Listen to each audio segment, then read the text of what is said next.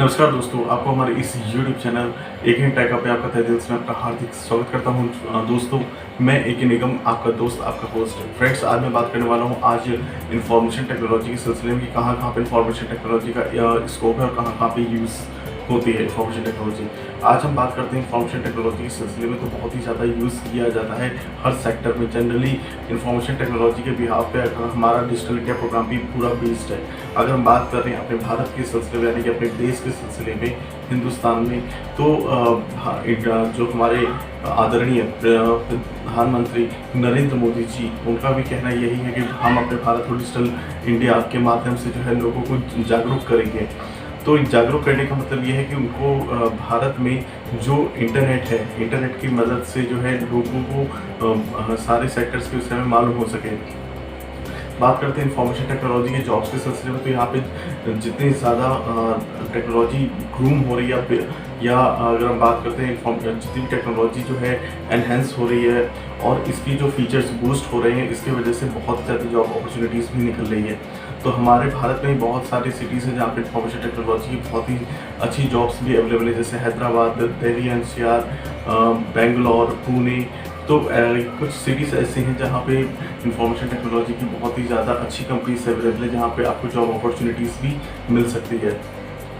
फिलहाल आज हम बात करने वाले हैं इंफॉर्मेशन टेक्नोलॉजी के फैक्टर्स के सिलसिले में, या इंफॉर्मेशन टेक्नोलॉजी कहाँ पे यूज़ हो रही है और जिसकी वजह से हम लोग को जो है अपनी रियल लाइफ में या पर्सनल लाइफ में जो है इंफॉर्मेशन टेक्नोलॉजी की वजह से काफ़ी हेल्प मिलती है। तो फ्रेंड्स, इस वीडियो को पूरा अंत तक देखिएगा जिससे कि आपको इस विषय में जानकारी हो सके। तो फ्रेंड्स, मैं आपको आसान शब्दों में हम बताऊंगा जिससे कि आपको ईजिली समझ सकें। तो सबसे पहले इंफॉर्मेशन टेक्नोलॉजी को शॉर्ट फॉर्म में आईटी बोलते हैं। जी हाँ, अगर बात करते हैं एमसीए में या जो एमबीए आईटी करते हैं या बीसीए, तो IT and information technology, IT and communication का एक पर्टिकुलर बुक्स भी अवेलेबल हैं यहाँ पे इंफॉर्मेशन टेक्नोलॉजी से रिलेटेड, जहाँ पे आपको कई चीज़ों के बारे में बताया जाता है। लेकिन उनमें से हम सिर्फ खास चीज़ों के बारे में डिस्कस करेंगे जो जनरली हम लोग अपनी पर्सनल लाइफ में इस्तेमाल करते हैं। सबसे पहले बात करते हैं इंफॉर्मेशन टेक्नोलॉजी का जो पर्पस होता है वो होता है कम्युनिकेशन पर्पस, यानी कि संचार। अगर हम बात करते हैं संचार के विभाग में, तो जैसे कि इंफॉर्मेशन टेक्नोलॉजी का एक example www world wide web या इंटरनेट भी है, जो संचार का माध्यम का बहुत ही ज़्यादा उपयोगी आज के समय में चलन में है। कम्युनिकेशन पर्पस हो गया। कम्युनिकेशन का पर्पस का मतलब होता है कि हम संचार तो कर रहे हैं। अब यहाँ पे संचार होता किसकी वजह से है? वेब ब्राउज़र्स और वेब सर्वर्स की वजह से। जी हाँ, वेब ब्राउज़र का मतलब होता है जब एक क्लाइंट किसी वेब ब्राउज़र के द्वारा रिक्वेस्ट सेंड करता है। कहाँ सेंड करता है? वेब सर्वर पे रिक्वेस्ट को सेंड करता है। जी हाँ, वेब सर्वर पे जब हम किसी भी, चाहे गूगल में हो, चाहे किसी वेबसाइट को सर्च करना चाह रहे हैं, लिंक सर्च करना चाह रहे हैं, चाहे यूआरएल यानी कि यूनिफॉर्म रिसोर्स लोकेटर की मदद से हम किसी वेबसाइट या किसी वेब पेज पे डायरेक्टली पहुंचना चाह रहे हैं, तो वो स्टोर कहाँ पे होता है? वेब सर्वर्स पे स्टोर होता है। जी हाँ, वेब सर्वर्स है। वेब सर्वर्स क्या होते हैं? Web servers are very powerful computers which is used to store the data and used for communication purpose and it is used for आपको जो है वेब सर्वर जो है, जो मेन रिस्पॉन्सिबिलिटी होती है वेब सर्वर की, वो आपको क्लाइंट जब वेब ब्राउज़र के द्वारा वेब सर्वर को रिक्वेस्ट करता है तो उससे रिलेटेड इंफॉर्मेशन को प्रोवाइड करना। वेब सर्वर के बाद आता है इंटरनेट एंड www। इंटरनेट, और आप जानते हैं डारपा डिफेंस रिसर्च एजेंसी के बारे में। ये पहले नाम थे आरपा के नाम से, advance research project agency network. तो ये अमेरिकन की एजेंसी थी जिसकी वजह से इंटरनेट का जो है आविष्कार हो पाया और आज के समय में हम लोग इंटरनेट का डेली यूज़ कर पाते हैं। तो और बात करते हैं www वर्ल्ड वाइड वेब। अगर हम बात करते हैं जितने भी इंफॉर्मेशन लोग स्टोर करते हैं स्टोर के लिए और जो उनसे रिसीव करते हैं, तो वर्ल्ड वाइड वेब इसमें बहुत ज़्यादा मददगार होता है। फिर बात करते हैं network security and hardware. Network security and hardware का मतलब होता है कि हम अगर बात करते हैं जितने भी नेटवर्क इंजीनियर्स होते हैं, जो लोग नेटवर्क को बनाते हैं और सॉफ्टवेयर को डिज़ाइन करते हैं कस्टमर की रिक्वायरमेंट के अनुसार या पब्लिक की रिक्वायरमेंट के अनुसार, दो प्रकार के अगर सॉफ्टवेयर के बारे में बात करें, एक होता है स्टैंडर्ड एप्लीकेशन सॉफ्टवेयर जो कंपनी सबके लिए बनाती है, सेकंड होता है इस कस्टमाइज्ड एप्लीकेशन सॉफ्टवेयर जो कस्टमर अपनी रिक्वायरमेंट के अनुसार इंजीनियर से या सॉफ्टवेयर डिज़ाइनर से या वेब डिज़ाइनर से मतलब अपने रिक्वायरमेंट के अनुसार बनवाता है। तो ये दो प्रकार के सॉफ्टवेयर होते हैं। तो यहाँ पे इंफॉर्मेशन टेक्नोलॉजी का रोल क्या होता है? इंफॉर्मेशन टेक्नोलॉजी का रोल होता है उस सॉफ्टवेयर से कनेक्ट करके अपडेशन देना, प्रोवाइड करना, मतलब उस सॉफ्टवेयर में जितने भी नए फीचर्स आ रहे हैं उसको प्रोवाइड करना, और नए फीचर्स के साथ साथ उस सॉफ्टवेयर से जो रिजल्टेंट करता है, यानी उस सॉफ्टवेयर में वर्क करने के बाद जो फाइल बनती है उसको जो है from one device to another device send करना। ये ज़रूरी नहीं है इंडिया के अंदर ही, इंडिया के आउट ऑफ कंट्री में भी फाइल बड़ी आसानी से इंफॉर्मेशन टेक्नोलॉजी के द्वारा भेजी जा सकती है, इंटरनेट टेक्नोलॉजी के द्वारा। अच्छा, नेटवर्क सिक्योरिटी के बारे में अगर हम बात करें तो यहाँ पे फायरवॉल का होना बहुत ही ज़्यादा ज़रूरी है, अनवांटेड हैकिंग से बचने के लिए या अनवांटेड डेटा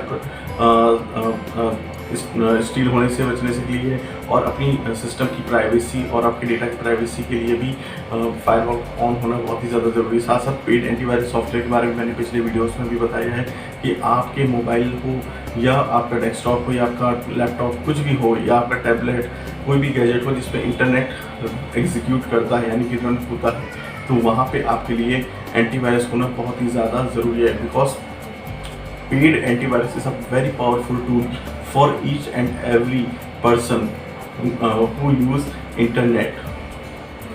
तो इंटरनेट एंड हार्ड सिक्योरिटी अगर हम बात करते हैं नेटवर्क सिक्योरिटी के बारे में, तो बहुत सारे पावरफुल कंप्यूटर्स होते हैं जो नेटवर्क सिक्योरिटी के कंट्रीब्यूशन बहुत ही ज़्यादा योगदान देते हैं। साथ साथ अगर हम बात करते हैं तो बहुत सारे जो प्रोटोकॉल्स होते हैं वो भी आपके लिए सिक्योरिटी को प्रोवाइड करते हैं।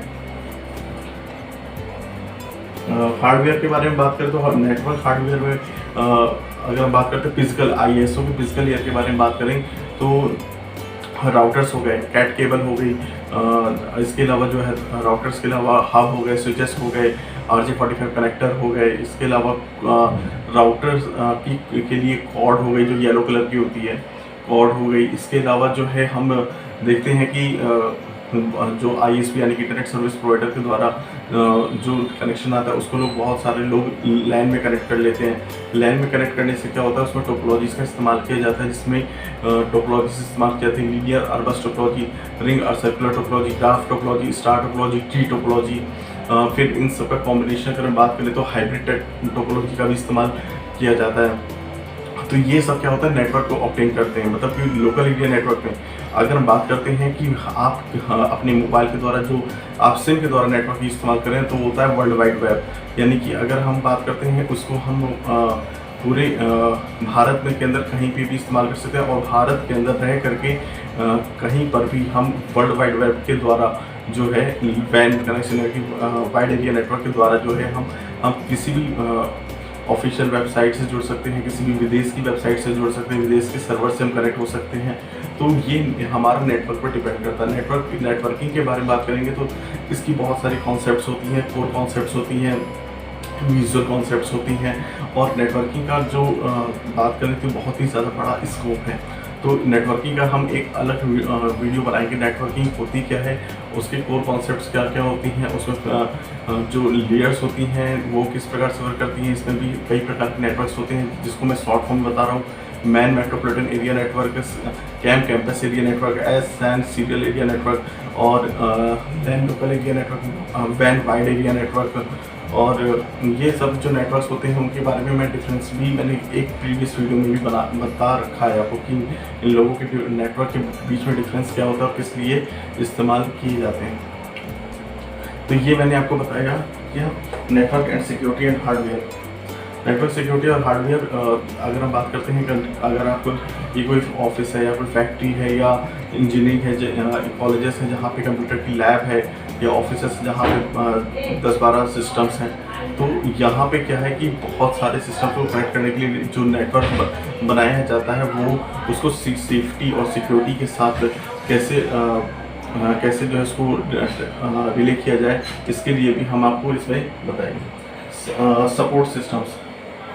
सपोर्ट सिस्टम्स का मतलब ये होता है कि आपके, अगर हम बात करते हैं सपोर्ट सिस्टम इंफॉर्मेशन टेक्नोलॉजी, अगर हम बात करें सर्विलांस के सिलसिले में, अगर आपका कोई भी डिवाइस खो जाता है या चोरी हो जाता है तो यहाँ पे क्या होता है, इंफॉर्मेशन टेक्नोलॉजी बहुत ही ज़्यादा मददगार होती है आपके उस डिवाइस को ढूंढने में या सर्च करने में। यदि आपने उसका आपको मैक एड्रेस मालूम है, आईपी एड्रेस मालूम है, या आप जो उस मोबाइल में इंटरनेट कनेक्टिविटी और पहले से ऑब्टेन है, तो उस डिवाइस को रिकवर करने में बहुत ही आसानी होती है।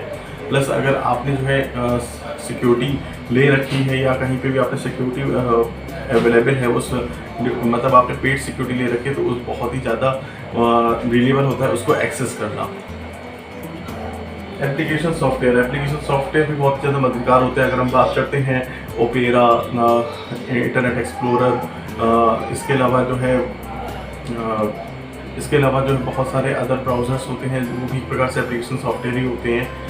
तो ये सॉफ्टवेयर जो होता है इंटरनेट कनेक्टिविटी को आपके सिस्टम में जो है, इंटरनेट कनेक्टिविटी के द्वारा आपके सिस्टम में जो आप सर्च करना चाहते हैं, जिस सब्जेक्ट पर्टिकुलर सर्च करना चाहते हो, इंटरनेट की फैसिलिटीज़ को अपने मोबाइल या अपने कंप्यूटर में इस्तेमाल करना चाहते हैं, उसके लिए सबसे ज़्यादा इस्तेमाल की जाती हैं। तो एप्लीकेशन बेस्ड सॉफ्टवेयर के बारे में अगर हम बात करें, तो मैंने आपको पहले बताया था customized application software, standard application software, ठीक है। तो मैंने आपको ये बताया जैसे मोज़िला फायरफॉक्स एक है, स्टैंडर्ड एप्लीकेशन सॉफ्टवेयर है जो इंटरनेट कनेक्टिविटी को आपको प्रोवाइड करता है, ठीक है। आपने अपने बिजनेस के लिए पर्सनल कोई सॉफ्टवेयर बनाया और पर्सनल अपने मन के फीचर्स बनवा के उस सॉफ्टवेयर को बनवाया है, और तो वो हो गया आपका customized application software. Protocols are the set of instructions, are the rules for use in internet connection। अब हम बात करते हैं प्रोटोकॉल्स के बारे में, तो यहाँ पे कई प्रकार के प्रोटोकॉल्स की तो बहुत लंबी एक लिस्ट है, तो हम उसका एक अलग वीडियो बताएंगे कौन कौन से प्रोटोकॉल्स होते हैं और किस प्रोटोकॉल में कौन कौन सा यूज़ होता है। वैसे तो अगर हम बात करते हैं आईपी यानी कि internet protocol, TCP transmission control protocol, UDP user datagram protocol, और भी बहुत सारे जो प्रोटोकॉल्स होते हैं जो यूज़ किए जाते हैं, जैसे कि FTP file transfer protocol, SMTP simple mail transfer protocol. तो बहुत सारे सॉफ्टवेयर की लिस्ट है जो मैं आपको नेक्स्ट वीडियो में बताऊंगा। उन सॉफ्टवेयर की पर्टिकुलर लिस्ट के बारे में, उसको प्रत्येक सॉफ्टवेयर का इंटरनेट में क्या इस्तेमाल होता है उसके बारे में मैं आपको बताऊँगा। ट्रिपल पी, अच्छा अगर हम बात करते हैं एसटीडीपी और एसटीडीपी में दोनों में डिफरेंस क्या होता है। जब आप यूआरएल, जब मान लीजिए आप वेब ब्राउज़र पे हैं, वेब ब्राउज़र में जब किसी वेबसाइट को सर्च करते हैं, तो वेबसाइट की जो यूआरएल स्टार्ट होता है यानी कि यूनिफॉर्म रिसोर्स लोकेटर स्टार्ट होता है, वह एसटीडीपी या एसटीडीपीस से स्टार्ट होता है।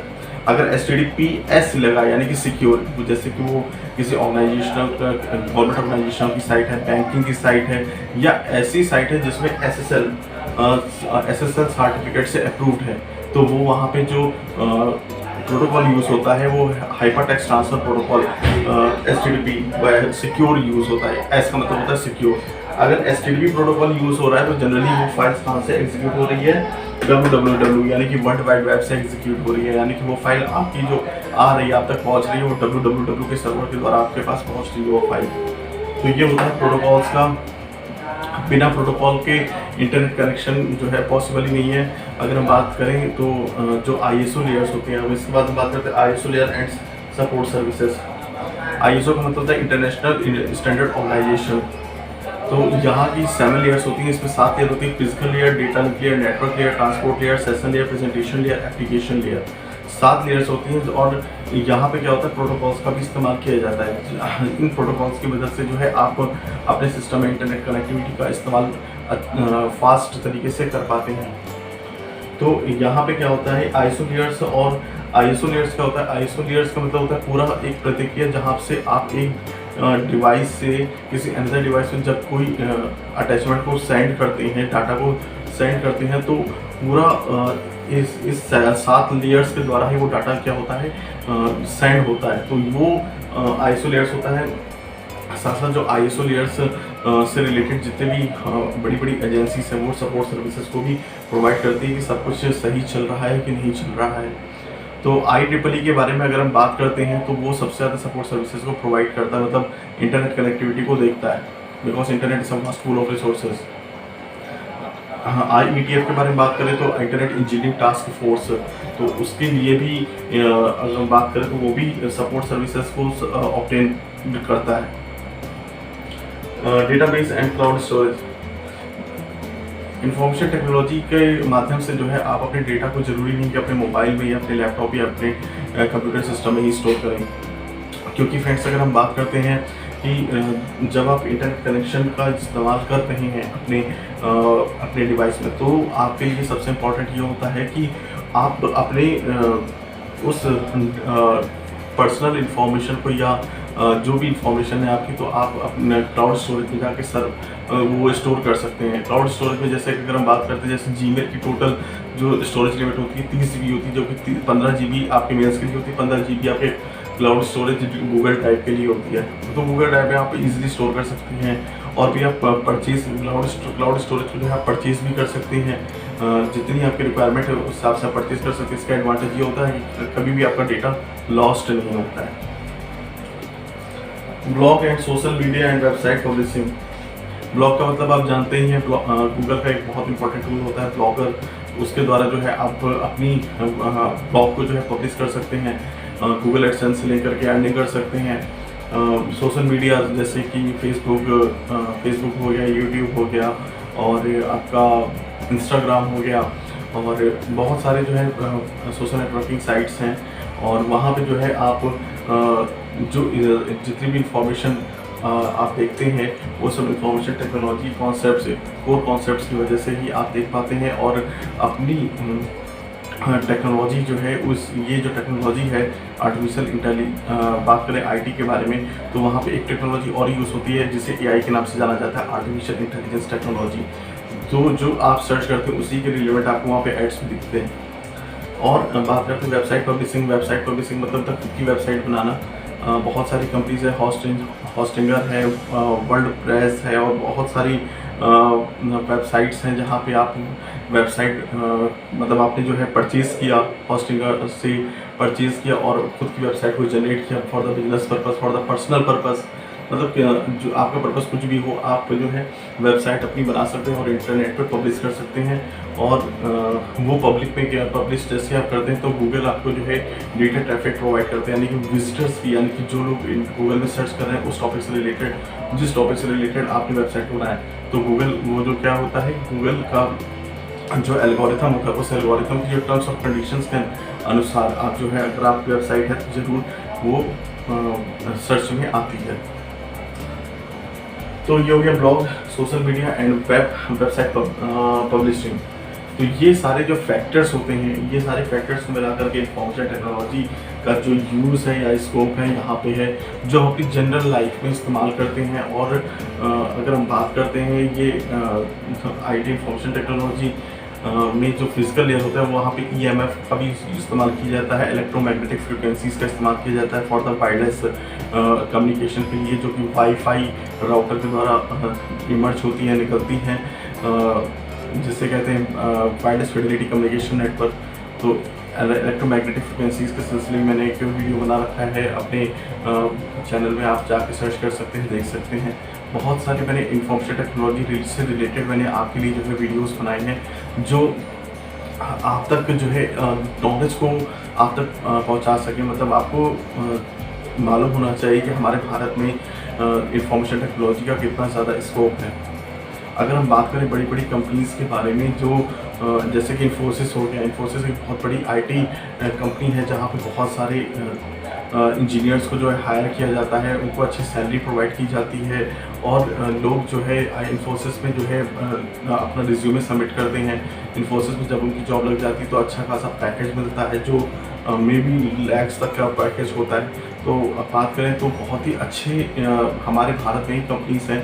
आपको ज़रूरी नहीं है कि अगर आपको बहुत अच्छी इंफॉर्मेशन टेक्नोलॉजी की नॉलेज है तो आपको हमारे भारत को के अलावा किसी विदेशी कंपनी में जाना पड़े।